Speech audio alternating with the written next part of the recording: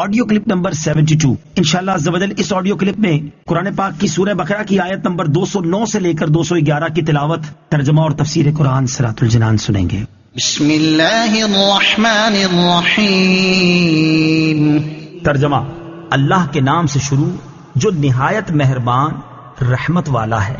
فَإِن زَلَلْتُم مِّن بَعْدِ مَا جَاءَتْكُمُ الْبَيِّنَاتُ فَاعْلَمُوا أَنَّ اللَّهَ عَزِيزٌ حَكِيمٌ۔ ترجمہ: اور اگر تم اپنے پاس روشن دلائل آ جانے کے بعد بھی لغزش کھاؤ تو جان لو کہ اللہ زبردست حکمت والا ہے۔ فَإِن زَلَلْتُم، پھر اگر تم پھسلو، تفسیر صراط الجنان میں ہے، اس سے مراد یہ ہے کہ واضح دلیلوں کے باوجود اسلام میں پورے داخل ہونے سے دور رہو اور اسلام کی راہ کے خلاف روش اختیار کرو تو یہ تمہارا سخت جرم ہے۔ علم کے باوجود بے عملی جہالت ہے۔ هل ينظرون إلا أن يأتيهم الله في ظلل من الغمام والملائكة وقضي الأمر وإلى الله ترجع الأمور۔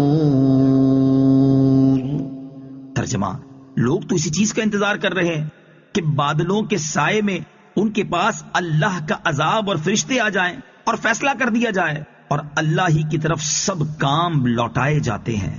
هل ينظرون، کس چیز کا انتظار کرتے ہیں؟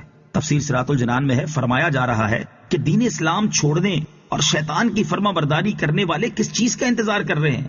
کیا اس کا کہ اللہ تعالیٰ کا عذاب اور عذاب کے فرشتے اتر آئیں اور ان کا قصہ تمام کر دیا جائے؟ سل بنی اسرائیل کم آتیناہم من آیت بینہ ومن یبدل نعمت اللہ من بعد ما جاءته فإن اللہ شدید العقاب۔ ترجمہ: بنی اسرائیل سے پوچھو کہ ہم نے انہیں کتنی روشن نشانیاں دی، اور جو اللہ کی نعمت کو اپنے پاس آنے کے بعد بدل دے تو بے شک اللہ کا عذاب سخت ہے۔ کم آتیناہم من آیت بینہ، اور ہم نے انہیں کتنی روشن نشانیاں دی۔ تفسیر صراط الجنان میں ہے، فرمایا گیا کہ بنی اسرائیل سے پوچھو کہ ہم نے انہیں کتنی روشن نشانیاں عطا فرمائیں۔ ان کے انبیاء علیہ الصلوۃ والسلام کے معجزات کو ان کی نبوت کی صداقت کی دلیل بنایا، ان کے ارشاد اور ان کی کتابوں کو دین اسلام کی حقانیت کا گواہ بنایا۔ یاد رہے کہ یہ پوچھنا حقیقت میں انہیں قائل کرنے اور شرمندہ کرنے کے لیے ہے، اور ان کی اپنی نافرمانیوں کے باوجود اللہ تعالیٰ کی مہربانیوں کا اقرار کرانے کے لیے ہے۔